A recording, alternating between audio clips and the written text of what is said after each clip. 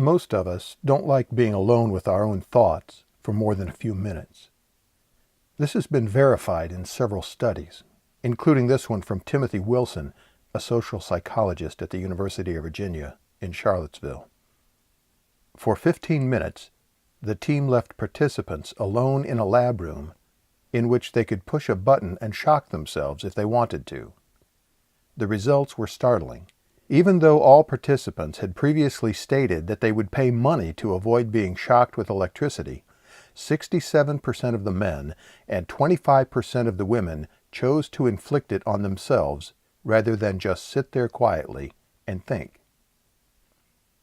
And we find it doubly uncomfortable to use our time alone to take an honest and unflinching look at ourselves.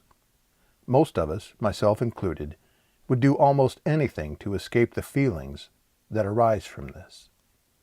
But because I'm on a transitional journey between major life phases, I decided to take a few days for nonverbal awareness and self-exploration.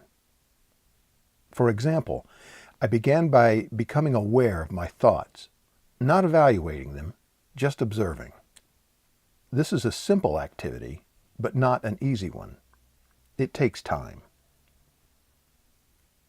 By the end of an hour, it was clear to me that most of what my monkey mind was chattering about had to do with comparisons and perceptions. That is, how was I doing compared to my ideal self, other individuals, or cultural norms? This came as a surprise to me because I'm used to thinking of myself as someone who is relatively immune to comparisons and peer pressure.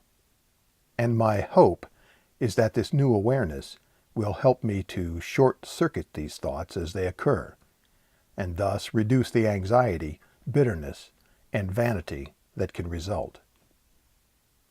Also, I'm hoping that the full knowledge that these thoughts occur to me all day long will help me find more compassion for others as they struggle with the pain of comparisons. Doing this kind of shadow work is uncomfortable and not without risk, so it may not be for everyone.